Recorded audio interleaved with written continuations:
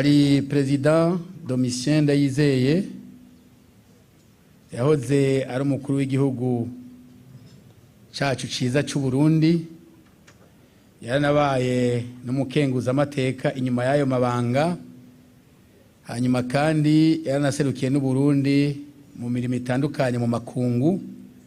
None no munsi n'umutumire muri kino kiyago. President ndakuramukije.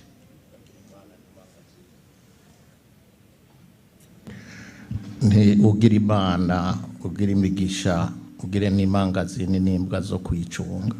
Amen. Nawe Imana iguhezagire. Hanyuma nagomba kandi kwakira Bishop, nawe ni Honorable Emmanuel Sinzohagera, nawe ni umukozi w'Imana mw'ishengero Methodiste ini mu karere k'ibihugu bitari bike ya hano muri Afrika y'ubuseruko.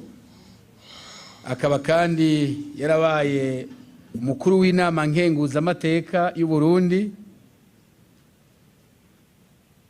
Très honorable, ndakuramukije. Murakoze cyane mwubahwa, natwe turabaramukije musangwa amahoro y'Imana. Mwakoze namwe kwitaba kino kiyago. Kumbure mu gutangura mpereye kwa President Domitien, navuze ko yabaye umukuru w'igihugu c'u Burundi, yarahejeje kuba mbere icegera c'umukuru w'igihugu c'u Burundi, aho yari yungirije President Buyoya. Nagira mbaze gatoya President Domitien, mbega iyo tuvuze ngo abaganza umuntu yo kumva iki?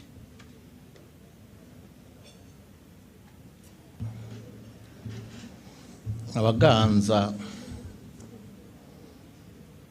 ubivuze mu ijambo rimwe, ubusanzwe barokwiye gushiraho karangura aganza iki, shirako karangura. Uwo muntu barije ngo aganza iki, inzu, abantu, iki. Bibiliya twasomye mu gutangura igisomwa cy'urufatiro, Bibiliya tubwira ngo nuko mwese mugamburukira abaganza. Byumvikana ko ari abaganza abantu n'ibintu. Murakoze rero.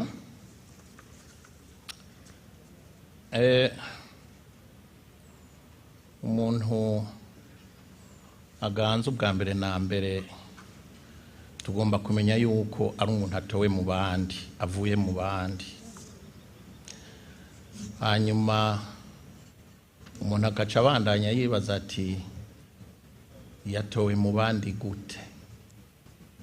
Kuko arashobora no kuhishira akavuga ati jewe ndabaganza. Ico ni cambere. Aho rero ni waba yitumye, iyo ari wahishize. Iyo atumwe n'abandi n'imiburiburi abafise ico ategerezwa kubakorera, nabo nyene bamusavye. Aho rero naho nshobora kugarukira. None kuvuga ko abaganza ni kuva kurinde gushika kurinde? Kuva kuri mutoyi gushika kuri mukuru. Uti kubera iki? Kuri iyi si turimwo, ahantu hose hari abantu, ahantu hari igihugu, kugira ngo bashobore gukora barakeneye umuyobozi atwara abandi. Ukuntu ajaho rero nivyo tugomba kujako cane cane. Nayo ubundi iyo umugwi kanaka uraho ntuba ufise abantu bawuserukira cyangwa bawuyobora, abo bantu baca bacika impehensa. Ibyo rero ni ibintu atari by'ubu, ni ibyo kuva kera. uretse ko uburyo bwo kuja imbere y'abandi bwagiye burahinduka uko ibihe byagiye biraza, birazwi neza yuko kuva na kera narindi abakuru baba b'imitumba bamyeho. Uretse rero n'imitumba mu rugo hajya mumaze kuja hamwe muri babiri, reka harabamwe umushefu kandi muri babiri, ibaze rero iyo mubaze kuba benshi. Ndagaruka reka nsimbire kwa honorable Sinzohagera. Nta kuganza kutava ku Mana, abaganza bose n'abakozi b'Imana. Murakoze cyane, ikibazo ciza cyane. Mu bisanzwe mu ijambo ry'Imana nk'uko ribivuga, nta kuganza na kumwe kutava ku Mana. Mukeneye muze gusoma mu gitabo ca Danieli igice ca 2 umurongo wa 21. Imana niyo ihindura ibihe, gahindura imyanya, ikimika abami, ikimukura n'abandi. Mu maso y'abantu ushobora kuza ashobora kuboneka kari mubi, mugabo hari n'igihe usange Imana yadungitse nyene uwo mubi nyene kugira ngo akosora abantu. Navyo birabaho.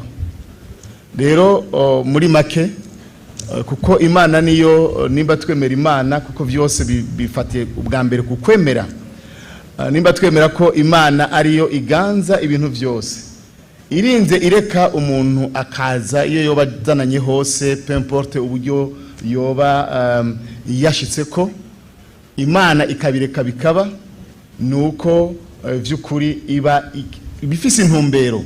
Kuko ubuganza wese mu gihe kanaka abafise intumbero, kandi nkuko ibihe bigenda bikuranwa, burya abaganza mu bihe kanaka n'ibindi bihe bigenda bibisikanya.